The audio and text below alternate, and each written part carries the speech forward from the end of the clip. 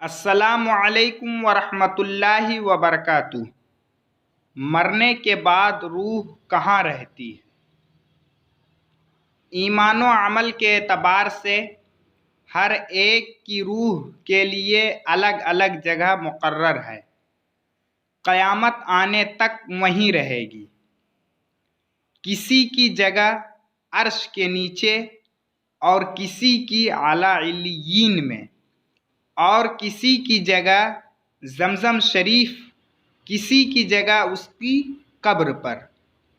और काफिरों की रूह कैद रहती है, किसी की चाह बरहूत में, किसी की सिज्जीन में, किसी की उसकी मरघट पर या कब्र पर। क्या रूह भी मरती है? बहरहाल रूह मरती या मिटती नहीं, रूह मरती या मिटती नहीं बल्कि बाकी रहती है, और जिस हाल में भी हो और जहाँ कहीं भी हो अपने बदन से एक तरह का लगाव रखती है। बदन की तकलीफ़ से उसे भी तकलीफ़ होती है, रूह की तकलीफ़ से बदन को भी तकलीफ़ होती है और बदन के आराम से आराम पाती है। जो कोई कब्र पर आए उसे देखती है, पहचानती है। जो कोई कब्र पर आए उसे देखती है और पहचानती है, उसकी बात सुनती है। और मुसलमानों की निस्बत तो हदीस शरीफ में आया है कि जब मुसलमान मर जाता है तो उसकी राह खोल दी जाती है, जहाँ चाहे जाए। हज़रत शाह अब्दुल अज़ीज़ रहमतुल्लाह अलैह साहब लिखते हैं, रूह कब्र बाद मकानी यकसां अस्त, यानी रूह के लिए कोई जगह दूर या नज़दीक नहीं बल्कि सब जगह बराबर है, सब जगह बराबर है। रूह की और बाज़ अहवाल जो ये माने कि मरने के बाद रूह मिट जाती है, वो बदमज़हब है, वो बदमज़हब है। मुर्दा कलाम भी करता है, उसकी बोली आवाम, जिन और इंसानों के सिवा हैवानात वगैरह सुनते हैं। कब्र का दबाना। दफन के बाद कब्र मुर्दे को दबाती है, दफन के बाद कब्र मुर्दे को दबाती है। मोमिन को इस तरह जैसे माँ बच्चे को, और काफिर को इस तरह इधर की पसलियाँ उधर हो जाती हैं, इधर की पसलियाँ उधर हो जाती हैं। जब लोग दफन करके लौटते हैं, जब लोग दफन करके लौटते हैं तो मुर्दा उनके जूतों की आवाज़ सुनता है। जब लोग दफन करके लौटते हैं तो मुर्दा उनकी आवाज़, जूतों की आवाज़ सुनता है। मुनकिरीन कैसे हैं, कब आते हैं और क्या सवाल करते हैं? उस वक्त मुनकिरीन दो फरिश्ते ज़मीन चीरते हुए आते हैं और उसकी शक्ल बहुत डरावनी होती है, उसकी शक्ल बहुत डरावनी होती है। उनका बदन काला, उनका बदन काला, आँखें नीली और काली, बहुत बड़ी बड़ी, जिनसे आग की तरह लपेट निकलती है, जिनसे आग की तरह लपेट निकलती है। उनके डरावने बाल सर से पांव तक, उनके दांत बहुत बड़े बड़े हैं, जिनसे वो ज़मीन चीरते हुए, जिनसे ज़मीन चीरते हुए आते हैं, जिनसे वो ज़मीन चीरते हुए आते हैं। मुर्दे को झिझोड़ते हैं और झड़क कर उठाते हैं, बहुत सख्ती के साथ, बड़ी कड़ी आवाज़ से ये तीन सवाल करते हैं। मन रब्बुका, यानी तेरा रब कौन है? मा दीनुका, तेरा दीन क्या है? मा कुन्तु तक़ूलु फ़ी हाज़ा रजुल, इनके बारे में तू क्या कहता था। ये 3 सवाल आपसे कब्र में होंगे। मुर्दा अगर मुसलमान है तो पहले सवाल का जवाब देगा, रब्बी अल्लाह, मेरा रब अल्लाह है, और दूसरे का दीनुना इस्लाम, मेरा दीन इस्लाम है। और तीसरे सवाल का जवाब ये देगा, हुआ रसूलुल्लाह सल्लल्लाहु अलैहि वसल्लम, ये अल्लाह के रसूल हैं, अल्लाह की तरफ से उन पर रहमत नाजिल होती है। अब आसमान से ये आवाज़ आएगी कि मेरे बंदे ने सच कहा। आसमान से आवाज़ आएगी, मेरे बंदे ने सच कहा, इसके लिए जन्नत का बिछौना बिछा दो और जन्नत का कपड़ा पहनाओ और जन्नत का दरवाज़ा खोल दो। अब जन्नत की ठंडी हवा और खुशबू आती रहेगी और जहाँ तक निगाह फैलेगी वहाँ तक कब्र चौड़ी चमकेगी और फरिश्ते कहेंगे सो जाओ, फरिश्ते कहेंगे सो जाओ, जैसे दूल्हा सोता है। एक ज़माना तक फिर बुज़ुर्गों की शफाअत से या ईसाले सवाब, दुआए मग़फ़िरत से या महज़ अल्लाह की मेहरबानी से ये अज़ाब उठ जाएगा, ये अज़ाब उठ जाएगा।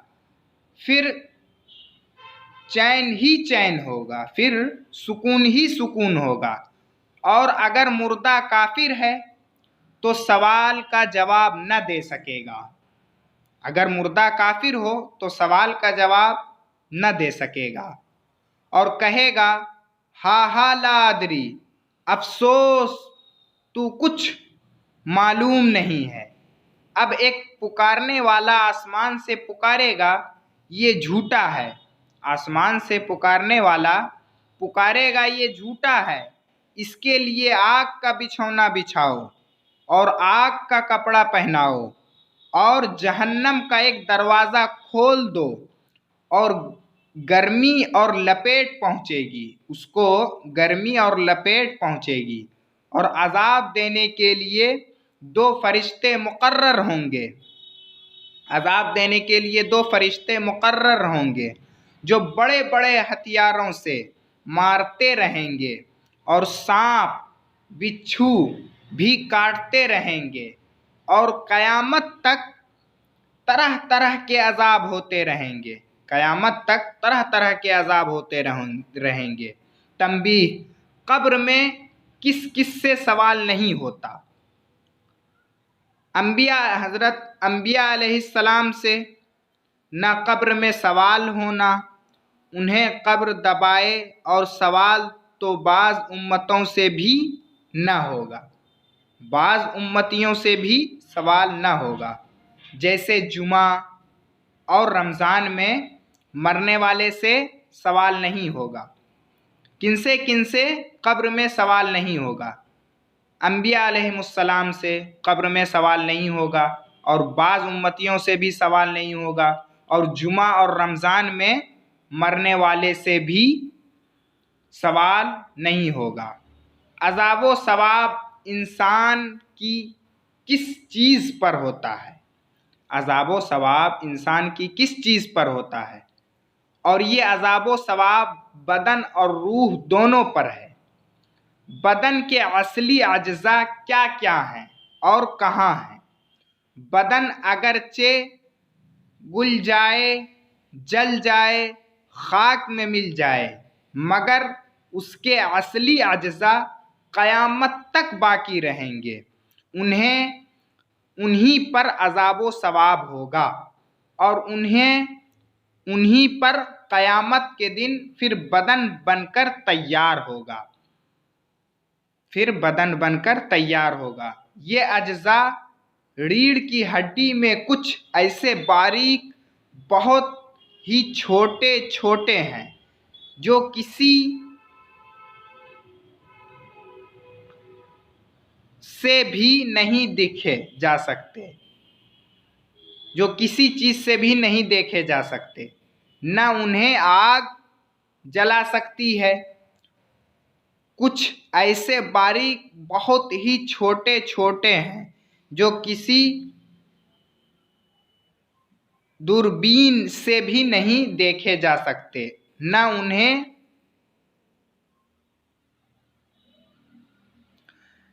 उन्हें आग जला सकती, न जमीन गला सकती है।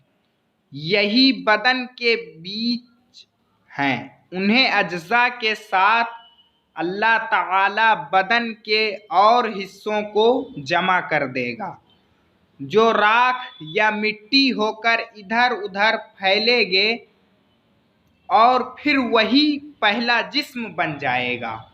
और रूह ऐसी जिस्म में आकर क़यामत के मैदान में आएगी।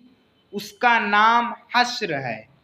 अब उसी से ये भी मालूम हो गया, क़यामत के दिन रूहें अपने पहले ही बदन में लौटाई जाएगी।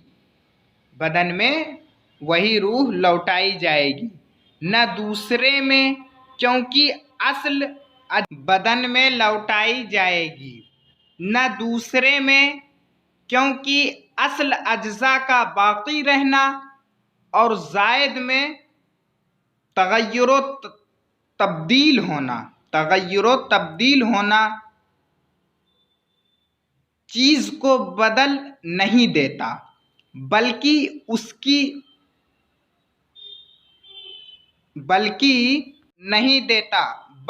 उसकी तब्दीलियों के बाद भी वो पहली चीज़ वही रहती है। देखो, जब बच्चा पैदा होता है तो कितना बड़ा होता है और कैसा होता है, और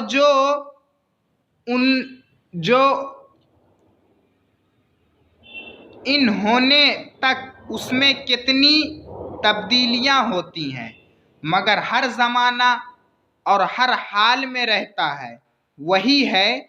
दूसरा उन्हें हो जाता है। वो खुद भी यकीन रखता है कि 10-5 बरस पहले भी मैं ही था, मतलब मैं ही था, और अब भी मैं, और ये हमेशा और हर उम्र में हर शख्स समझता है।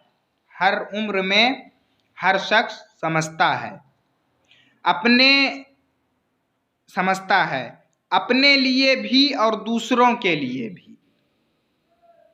क़यामत के दिन रूहें अपने पहले ही बदन में लौटाई जाएगी, न दूसरे में, क्योंकि असल अज्जा का बाकी रहना, और ज़ायद में तगय्युर तब्दील होना चीज़ को बदल नहीं देता, बल्कि उसकी तब्दीलियों के बाद भी वो पहली चीज़ वही रहती है। देखो, जब बच्चा पैदा होता है तो कितना बड़ा होता है और कैसा होता है, जो होने तक उसमें कितनी तब्दीलियां होती हैं।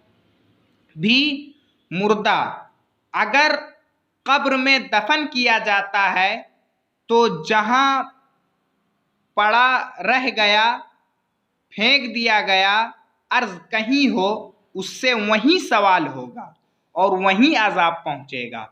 यहाँ तक कि जैसे शेर खा गया, उससे शेर के पेट में सवाल होगा, शेर के पेट में सवाल होगा, और अजाबो सवाब भी वहीं होगा। कब्र के अजाबो सवाब का मुनकिरीन